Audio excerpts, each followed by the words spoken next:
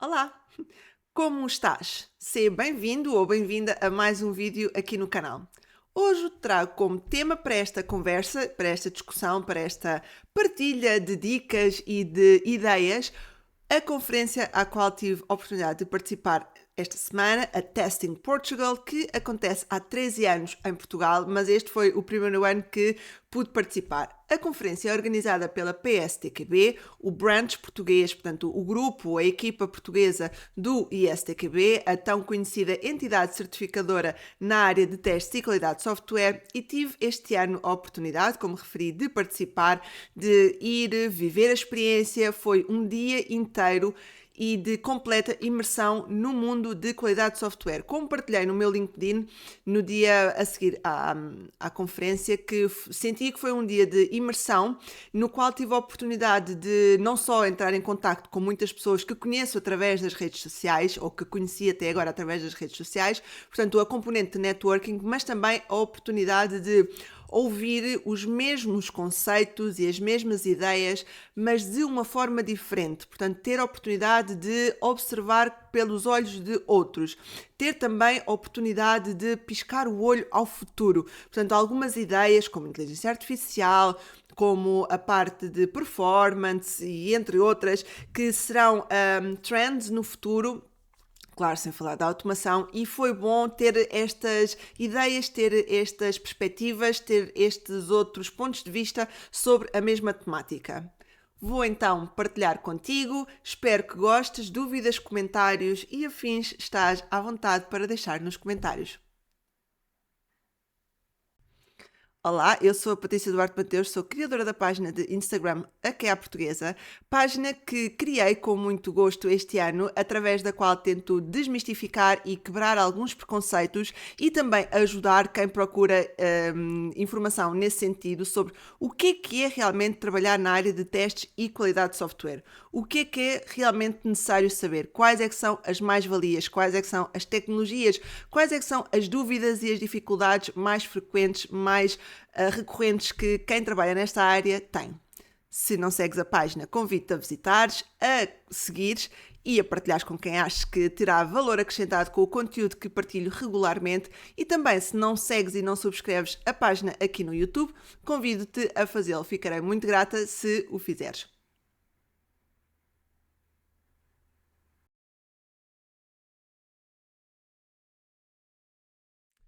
Ora bem, vamos começar então a conversar e a partilhar. Vou começar então a partilhar contigo o meu feedback sobre a conferência.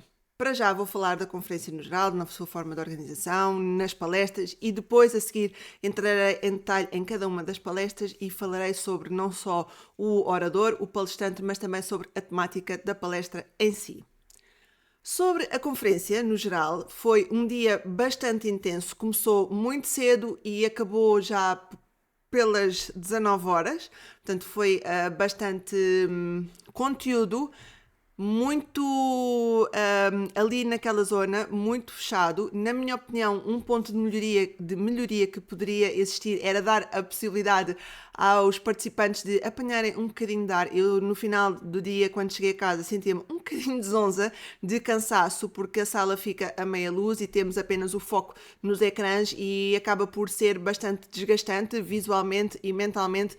Aquele dia todo fechados na sala, isso pode ser um ponto de melhoria que deixo à PSTQB a considerar para uma próxima oportunidade.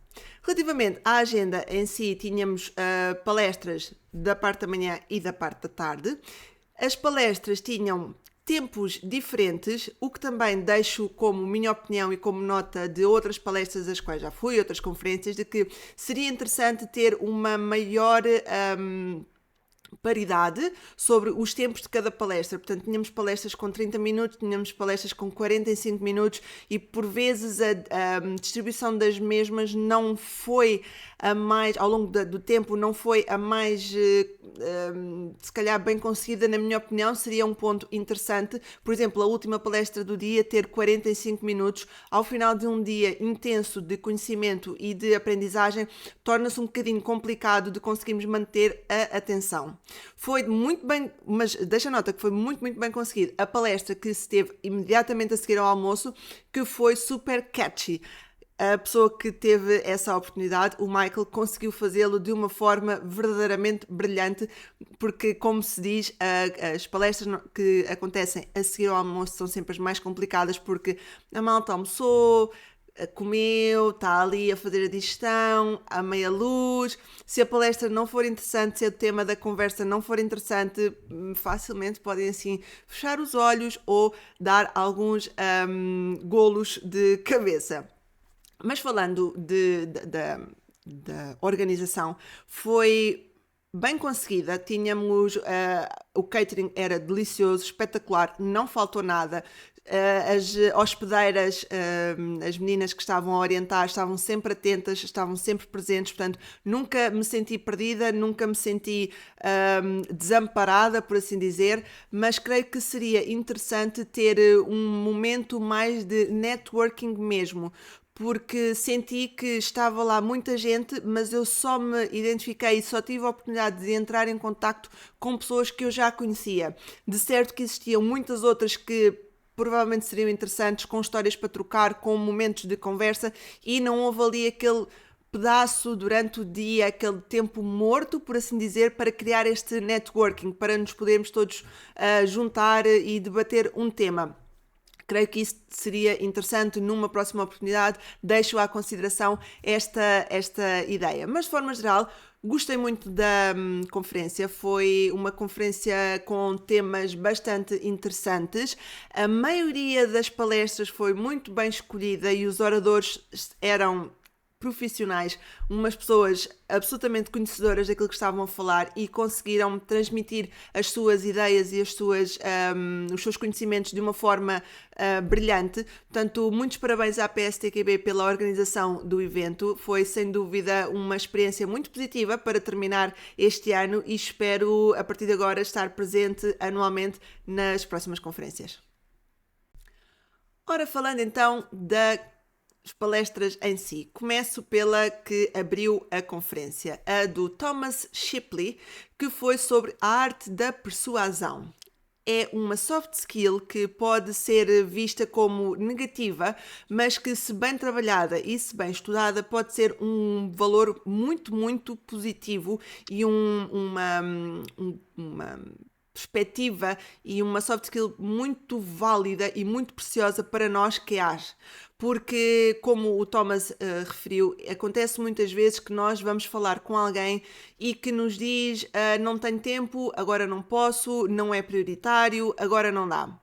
E se nós conseguirmos perceber como tirar partido dessa situação e como, ao auxiliar o outro, conseguimos tirar partido para nós e conseguir a ajuda que nós procuramos, conseguimos, de certo, evoluir e obter muito mais. Portanto, foi uma palestra mais focada na arte das soft skills, neste caso da persuasão, e da psicologia positiva, portanto, olhar para o outro como uma pessoa que pode também ter alguns quês e algumas dúvidas e dificuldades, perceber como é que é a personalidade das outras pessoas, perceber como é que podemos interagir com elas, como é que pode ser essa comunicação e como é que podemos trabalhar em conjunto sem criar problemas, sem criar quesílias, sem criar guerras.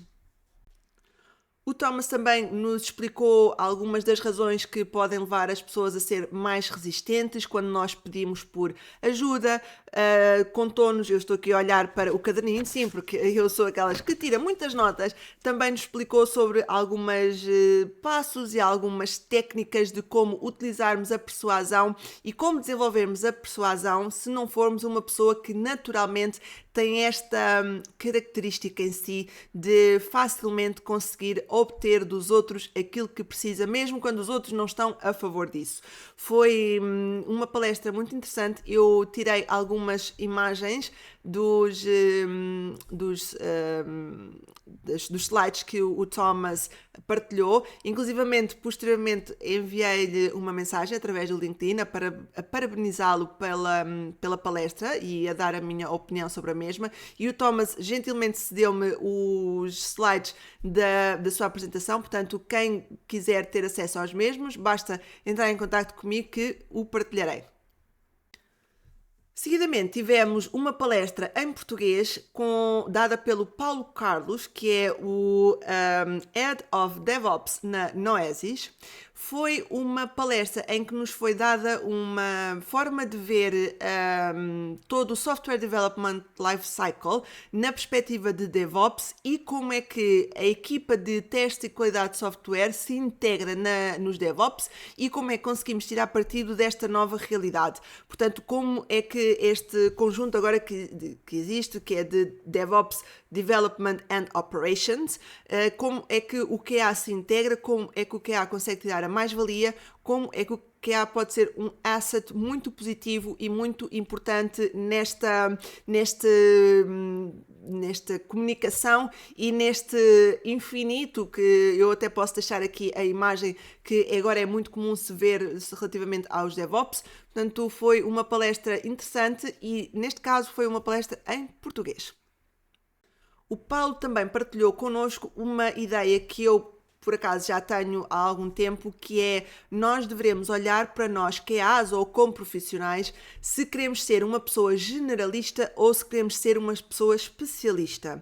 Isto pode parecer estranho, mas se refletirem um bocadinho até faz bastante sentido. Isto é quase como um médico. Queremos ser um médico generalista ou queremos ser um médico especialista numa determinada área? E nós, olhando para a área de qualidade de software como sendo um especialista, podemos ser um test analyst, podemos ser uma pessoa só de automação, podemos ser uma pessoa só de, sei lá, olha, não sei, agora estou a ter uma branca, mas sermos especialistas numa área, na área de qualidade de software. Ou então sabermos de tudo e conseguirmos ter aqui um jogo de cintura e conseguirmos adaptar à realidade e àquilo que é necessário, o que nos obriga a ter um conhecimento e um estudo frequente e contínuo sobre o que é que se passa e o que é que acontece, quais são as novas tecnologias, quais são as novas realidades, de forma a que nos consigamos adaptar. Somos quase que, ao ser generalista, é quase que um ser camaleónico na área de qualidade. Portanto, neste caso, é conseguir adaptar às necessidades e mexermos-nos ao sabor da maré, se assim o posso referir. Foi um conceito que reforçou aquilo que eu já tinha em ideia sobre o que ser na área de teste e qualidade de software, e que gostava de vos deixar aqui também para a vossa reflexão. Se olham para o vosso futuro e para o vosso caminho, para a vossa carreira profissional, querendo ser especialista em alguma área ou querendo ser generalista, porque tal como quando estamos na escola e as notas se constroem e se desenvolvem logo desde o primeiro período, aqui é um bocadinho a mesma coisa quando estamos a construir a nossa carreira. Vamos conseguindo, à medida, ir percebendo aquilo que nós queremos ser, mas já temos uma ideia do que é que nós queremos atingir, e isso pode nos ajudar a criar o tal Career Path que eu já falei há umas semanas atrás aqui no canal também. Portanto, desenvolver o nosso Career Path, desenvolver a nossa forma de ser, destacarmos-nos perante os outros colegas. O Paulo falou também da realidade do Shift Left e com esta com esta realidade de DevOps que não vem de todo substituir o Agile. Ele deixou isso bem referido na sua opinião, que DevOps não vem substituir o Agile, é quase que um incremento às metodologias Agile que atualmente existem, e que o Shift Left vem enquadrar-se muito bem aqui, tendo os QAs a serem parceiros diretos dos developers. Portanto, trazer a parte de qualidade de software para mais cedo no processo. Portanto, aquilo que nós, sem dar um nome concreto, temos feito, agora existe essa expressão, o Shift Left, está já na nova versão do Syllabus, do Foundation Level, na versão 4.0. Esta realidade de andarmos um bocadinho para trás e trazermos os testes e a qualidade para a parte de desenvolvimento. Portanto, estar a par dos testes unitários que estão a ser feitos, da qualidade do código que está a ser desenvolvido e assim permitir que a qualidade venha desde o início e que se possa poupar tempo, tempo que é dinheiro, dinheiro que são recursos e a empresa que consegue ter melhores resultados com isso.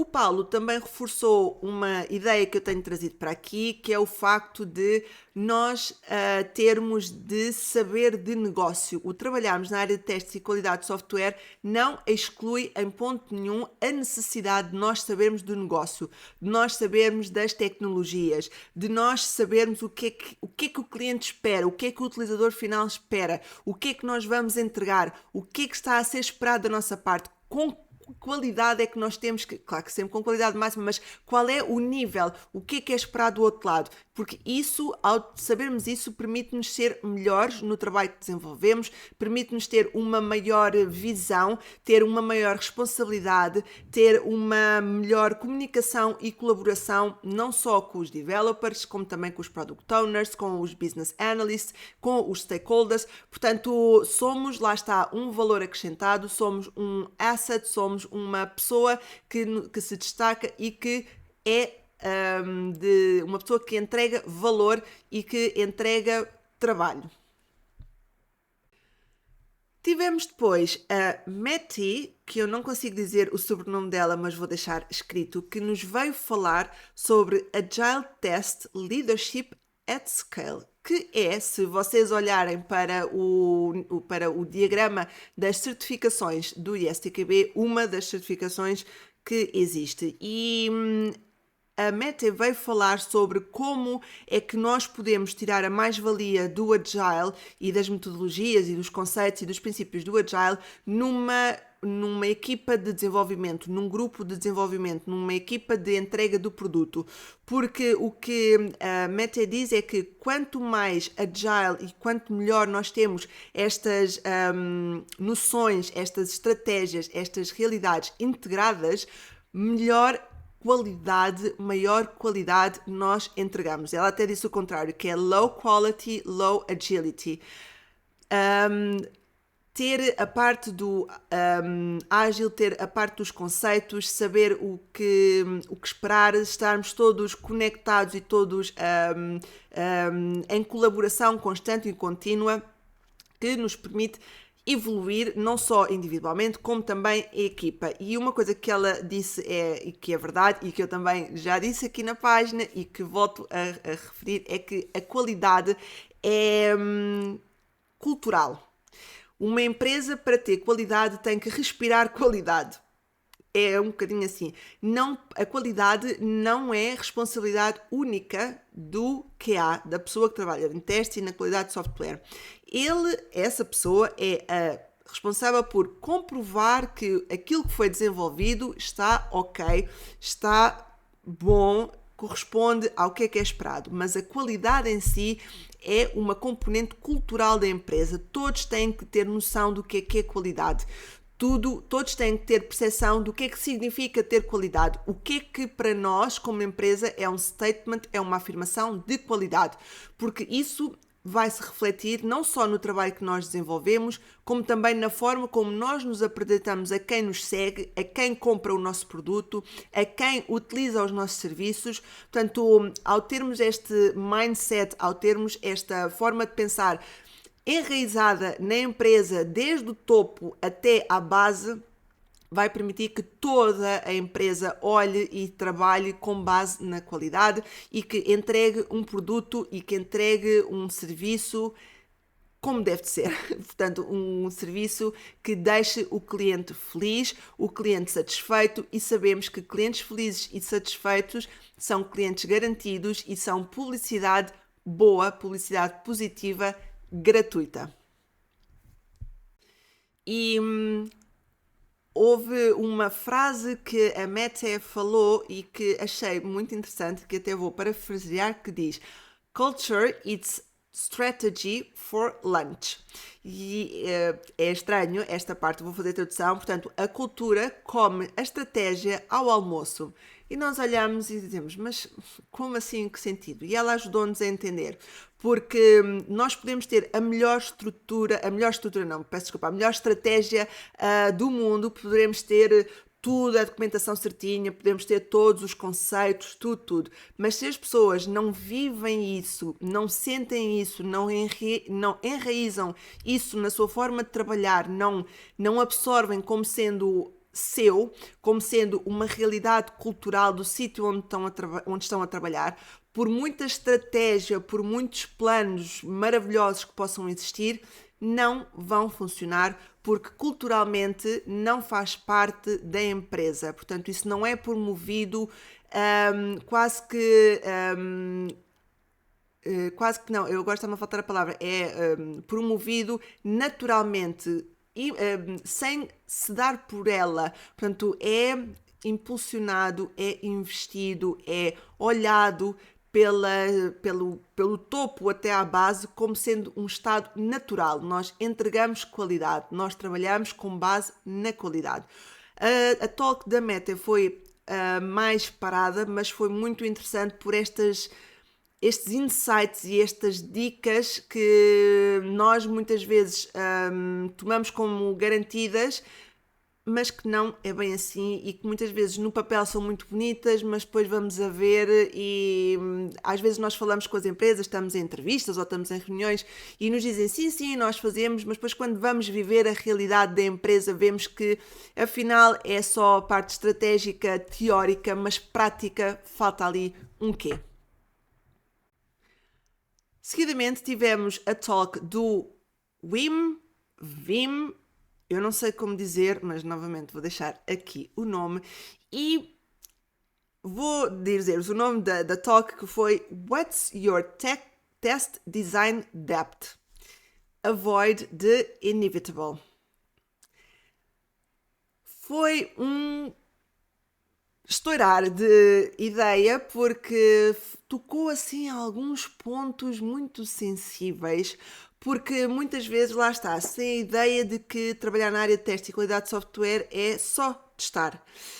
Mas não é só testar. O teste é o final, é aquilo, é quase que, ok, pronto, já fizemos o bolo todo, agora vamos provar o bolo para ver se ele está bom.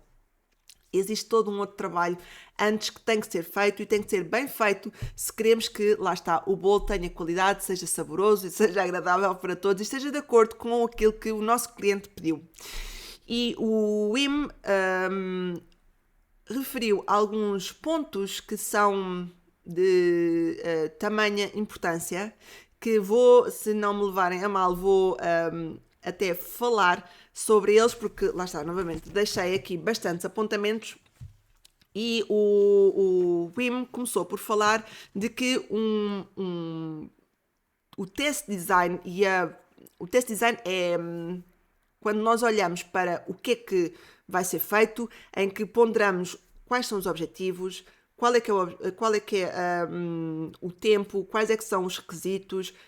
Vamos pensar então na estratégia de testes, vamos pensar quais técnicas de teste vamos usar e com base nisso vamos então desenhar os testes. E estes testes têm que ser, como é que eu ia dizer?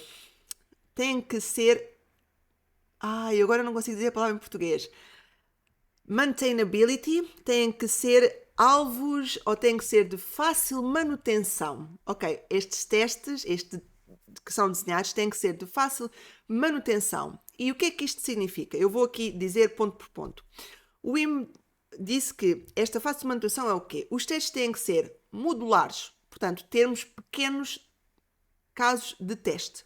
Os testes têm que ser reutilizáveis, portanto, têm que ser suficientemente genéricos. Os testes devem ser analisáveis, portanto, não assumir nada.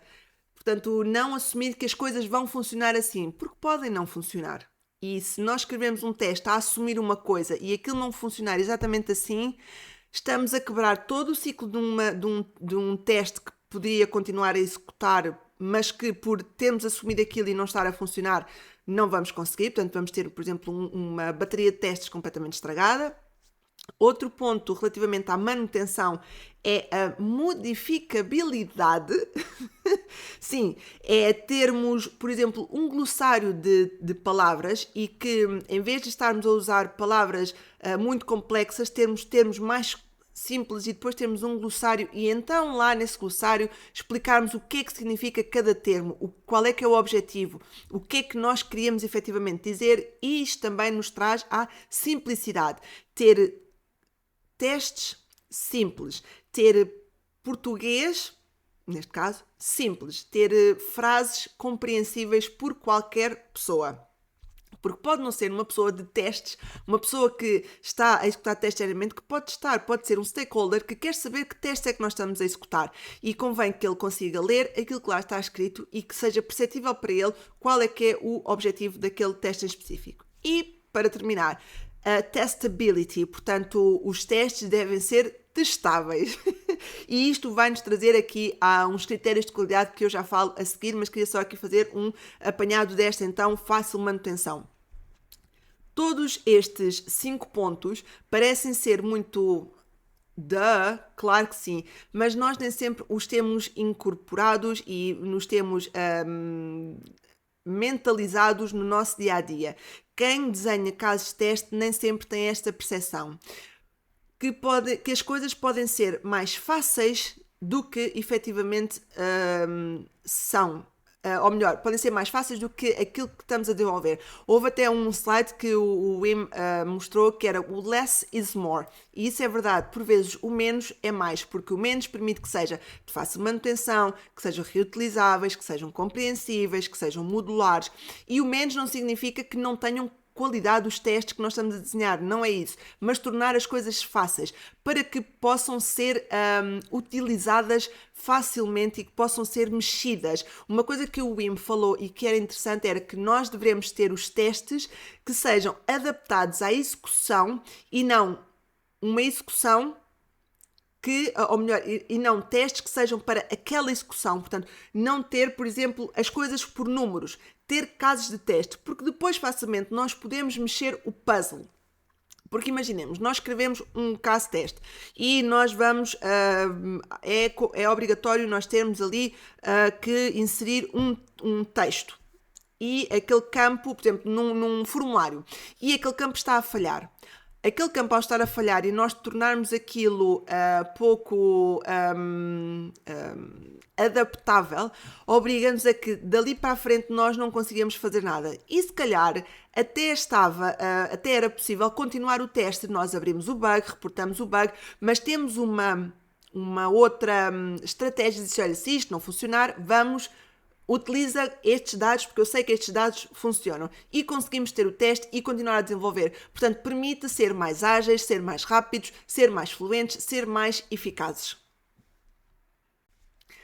Sobre os critérios de qualidade dos testes, dos casos de teste e do design de testes, portanto, do desenho de testes, o Wim falou em 6 pontos, que eu vou também passar a referir. É que sejam adequados, que sejam compreensíveis, que sejam mapeáveis, que sejam não ambíguos e que sejam completos. Patrícia, não estou a perceber. Então, por um lado, tu dizes que tem que ser de fácil manutenção e depois tu dizes aqui que têm que ser mapeados e que têm que ser não ambíguos e que têm que ser completos. Mas como assim? Então, nós estamos aqui a falar dos critérios de qualidade. Portanto, quando nós olhamos para aquela história, ela tem que, por exemplo, ser mapeável com outras. Portanto, em vez de estar aqui a repetir testes, a desenhar testes, façam as coisas fáceis. Desenhem de forma a que seja facilmente mapeável noutras realidades. Não ambíguos. Não ter conceitos e palavras e afirmações que possam criar dúvida, que possam gerar dúvida nas pessoas que estão a executar os testes. E o facto de ser completo é olhar para a full story, portanto, ter um test case, ter um test design que olhe para tudo. Portanto, temos também essa percepção do completo, do todo.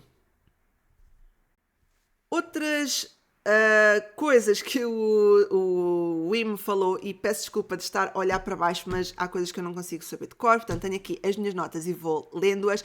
Uma coisa que o Wim também referiu que é muito importante e que nós usamos pouco são checklists. Por vezes estamos a desenhar casos de teste muito complexos que podem ser facilmente adaptados a uma checklist. E termos as bullet points e termos os checks são mais fáceis do que estarmos a escrever texto infinito, frases sem fim, que perdemos tempo, porque são coisas que são para aquilo, portanto, se calhar uma checklist conseguiria validar muito mais rapidamente um caso de teste do que tê-lo extenso, e também olhar e agrupar as ações nulas. Ok, como assim, Patrícia? Agrupar as ações nulas.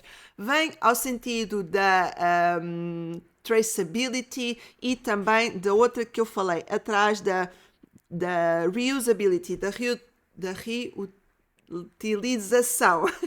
Portanto, ao termos estas null actions agrupadas, por exemplo, o que é uma null action? Clica no botão. Nós sabemos que aquele que clica no botão não vai acontecer nada. Fill in, portanto, preencher um campo. O que é que vai acontecer ali? Nada. Portanto, agrupar isto, meter só, preencher o formulário, fazer qualquer coisa, termos essa visão crítica e pouparmos tempo, não só para nós, mas também em futuro, de ter isto mais estratégico, mais ágil, mais organizado, mais simples. Outra coisa que o Wim falou e que é também importante e que eu, ou pelo menos na minha opinião, que ele falou que é o da uniqueness, portanto o facto de ser único. E como assim ser único? Ter um teste que corresponda a um objetivo, a um goal. Não estarmos a ter vários objetivos dentro do mesmo teste. Termos um igual a um, não é um igual a uma série de condições, porque vem com aquilo que eu já tinha dito, que pode estar a falhar um caso, estar a falhar um step e falha tudo o resto. Não, é para validar aquele campo, fecha, o teste está fechado. É para validar aquele botão, o teste está fechado. Agora não é, no mesmo teste vamos validar o campo, vamos validar o botão, vamos validar os dados que são inseridos, vamos fazer perder tempo, não vai permitir que seja ágil, que seja rápido, que seja simples, e tudo isto vai levar a uma bola de neve de complicação.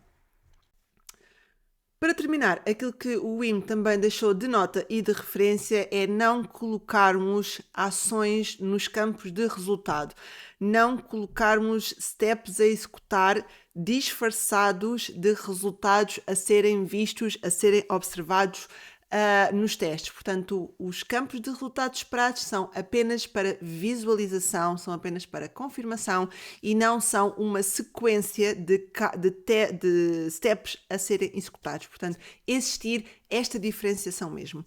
A talk do Wim foi absolutamente genial, foi a segunda talk da manhã que eu mais gostei.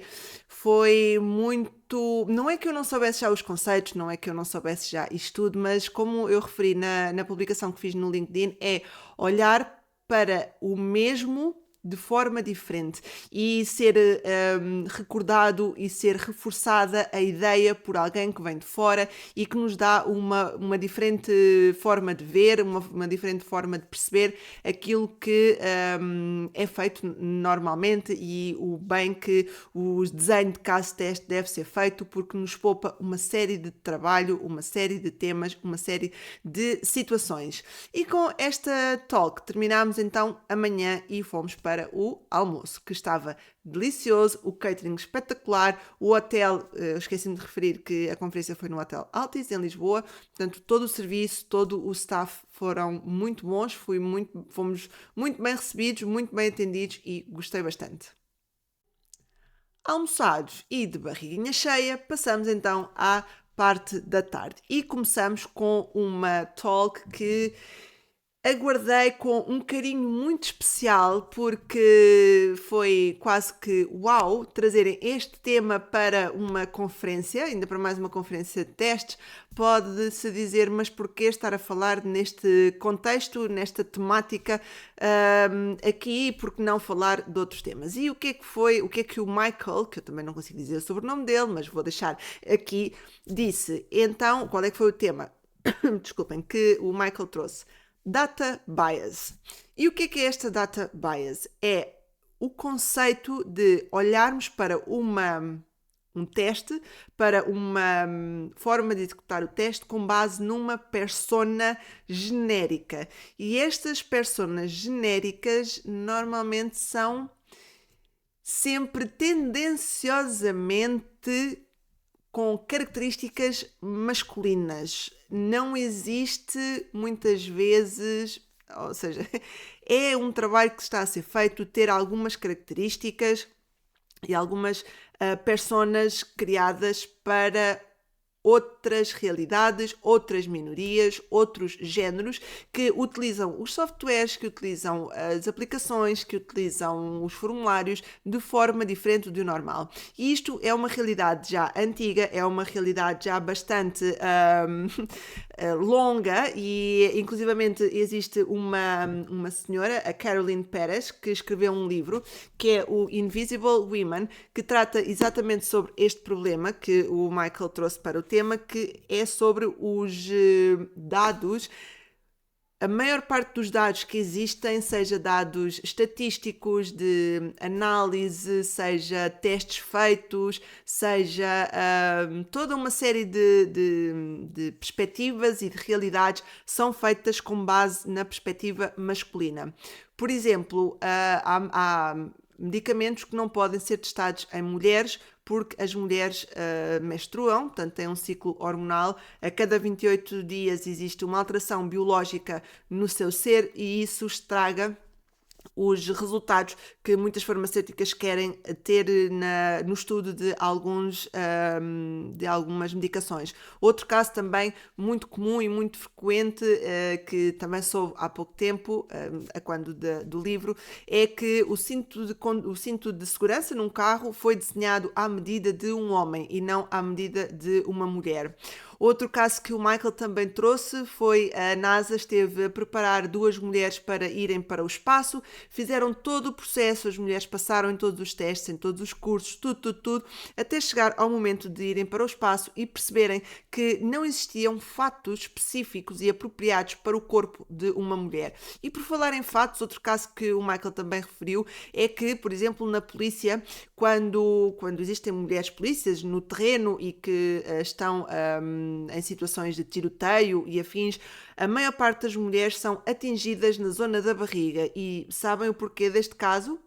Porque o colete à prova de balas foi desenhado para um homem. As mulheres, como têm peito, existe uma zona que fica mais elevada, o que faz com que a barriga fique destapada e mais exposta. Portanto, existe uma maior frequência das mulheres serem atingidas e alvejadas na zona do abdômen por isso mesmo.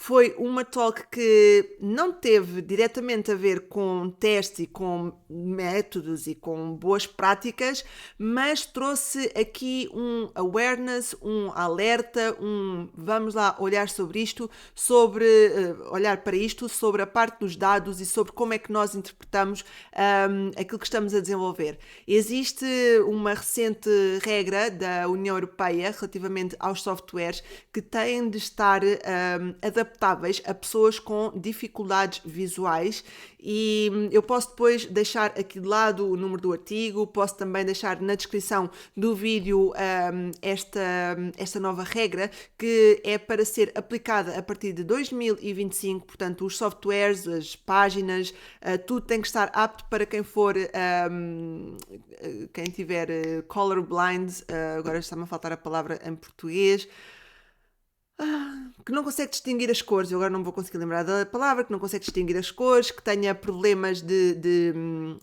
utilização, portanto, problemas articulares, portanto, tem que estar adaptado a uma série de realidades e as empresas podem passar a ter multas por conta dessa falta de adaptabilidade e dessa falta de abrangência.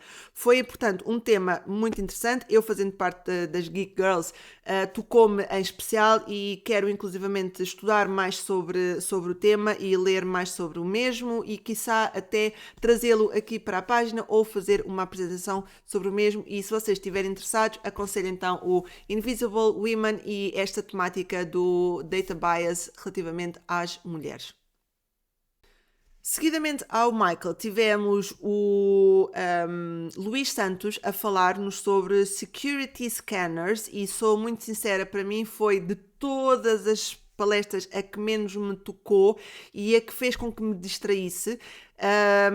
Embora a temática seja interessante, a forma como foi apresentada não gostei, não me cativou, não me puxou, não consegui reter informação. Aliás, eu nem apontei nada sobre a talk, não houve uma entrega como eu estava à espera e como aconteceu com os outros oradores até então. Portanto, de todas foi a que eu sinceramente menos aproveitei. Creio que o orador estava nervoso, não estava propriamente... Deve ser uma pessoa que sabe bastante, não ponho isso em causa de ponto algum, mas creio que não estava preparado para a situação em si e isso prejudicou um bocadinho a sua atuação e a forma de expor a informação, de expor o seu conhecimento e de conseguir cativar o público em si. E a seguir ao Luís tivemos então uma outra apresentação sobre a Galp, feita pelo Paulo Matos e pelo Rui Miguel, e que, embora eu tenha percebido a talk e a palestra, não senti que me tivesse trazido um valor acrescentado. Novamente estou a ser sincera, porque não aprendi nada. Ok, disseram o que é que estão a fazer, falaram sobre as metodologias da Galp, o que é que tinham, o que é que vão fazer, mas uma coisa que eu possa reter e que eu diga, ok, olha, vou pensar nisto para o trabalho, para o que eu faço, infelizmente não consegui tirar daí, mas pronto, foi interessante perceber aquilo que estão a fazer, mas não tirei muito valor acrescentado e até senti um bocadinho uma publicidade gratuita à Galp em si, no conceito geral, e não houve ali uma aprendizagem, um momento de aprendizagem, como já tinha acontecido com outras palestras anteriores. As últimas duas palestras também gostei bastante. A primeira foi sobre performance testing e foi dada pelo Tomás Ribeiro da Siemens. E esta talk, por exemplo, acho que teve pouco tempo. Sabem quando a coisa está a começar a ganhar aquele gostinho, está-nos a começar a aprender? Terminou. Foi essa a sensação que eu tive. O Luís falou-nos sobre o que é que são performance tests, qual é que é o objetivo, quais é que são as principais dificuldades, as principais dúvidas, falou-nos de algumas boas práticas, de algumas melhorias. Eu tirei algumas imagens da apresentação do Luís e, se quiserem, posteriormente posso partilhar convosco.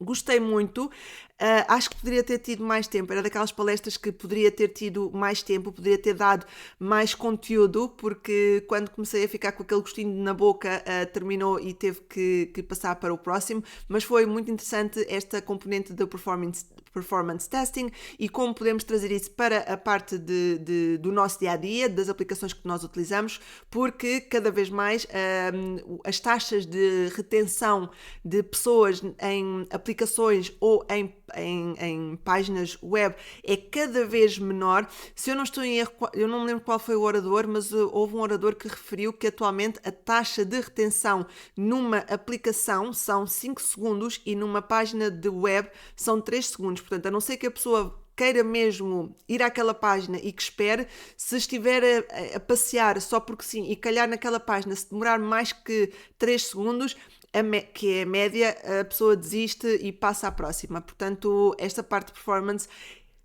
creio que seja, não só já tem bastante know-how e bastante interesse e bastante estudo e documentação envolvida e escrita sobre a mesma, mas acho que vai ser cada vez mais, tenho certeza que vai ser cada vez mais trazida ao de cima, vai ser cada vez mais olhada pelas empresas como um ponto bastante importante e muito interessante, porque isto também traz o sentido da competitividade, da entrega de qualidade, da retenção de clientes, da percepção de qualidade por parte dos clientes. Portanto, o performance test Também quero trazer esse tema aqui para a página, mas preciso de estudar um bocadinho mais sobre ele e a talk do Luís deu-me este incentivo extra. Para terminar a conferência, tivemos uma talk que, como eu referi antes, foi boa, mas demorou bastante, foi longa para o tipo de talk que era, foi muito mais teórica, foi uma talk de apresentação de temas e apresentação de ideias, não bem para aprender coisas práticas, foi mais teórica. Embora tenha sido muito interessante, mas acho que poderia ter sido um bocadinho mais cedo, que talvez tivesse agarrado mais algumas das pessoas. Portanto, nesta altura a sala já estava se calhar um terço, menos um terço do que estava inicialmente. E o último orador foi o Stuart Reed, que é atualmente CTO de uma empresa e soube depois que é uma das figuras principais por trás de alguns sílabos do ISTQB, portanto é uma pessoa muito conhecedora do tema de testes e a temática, o tema que trouxe para esta apresentação foi construir confiança nas tecnologias AI através do risco e a percepção de um test specialism neste sentido.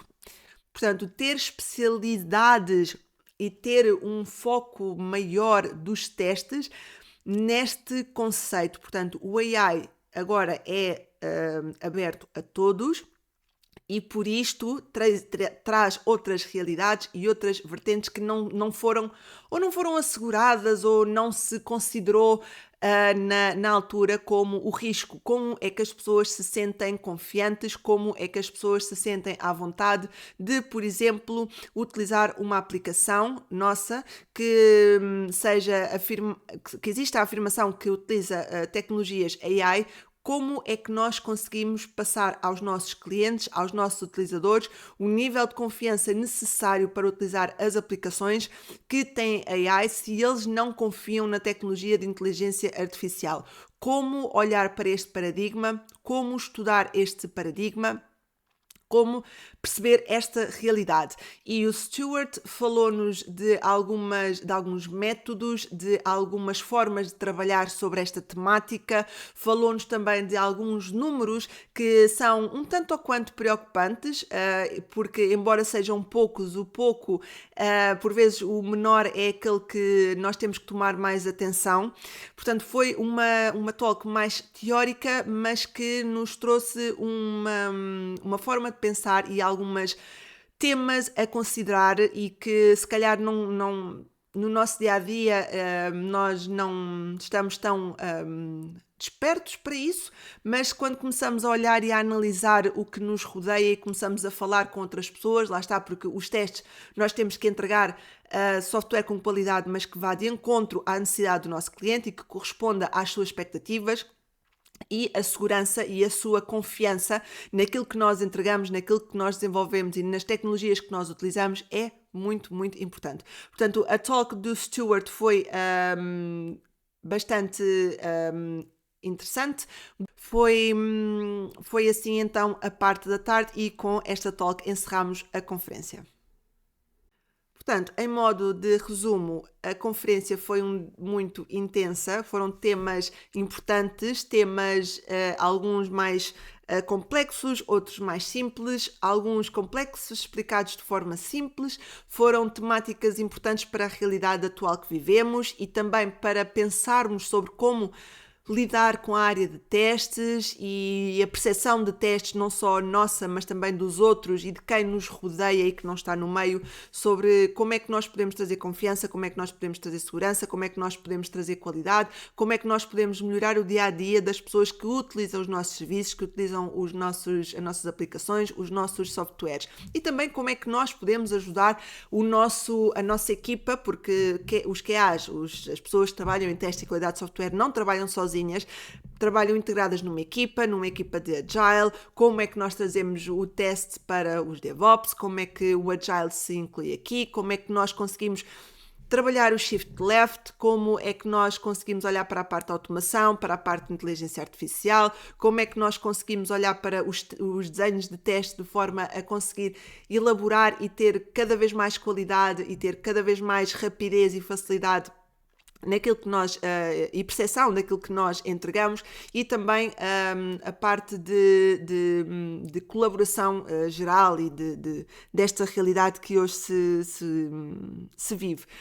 Como eu já tinha dito anteriormente, é também percepção minha no final desta conferência que, de facto, a parte de testes e qualidade de software não está de todo próxima do fim, de todo, portanto foi uma conferência de casa cheia em Portugal, muitas pessoas interessadas, portanto todas estas pessoas confiam e acreditam na área de teste e qualidade de software, portanto não está para acabar, está assim a ficar cada vez mais exigente, saber de testes apenas já não é suficiente para se manter firme nesta área, nós precisamos de saber mais, precisamos de saber do produto, precisamos de saber de tecnologias, precisamos de perceber do negócio, precisamos de ter muitas soft skills treinadas e o treinar leva tempo, leva dedicação, precisamos de saber mais do que o base para então nos destacarmos, para então nos valorizarmos, para então conseguirmos construir o nosso career path e perceber se queremos ser uma pessoa de QA especialista ou generalista,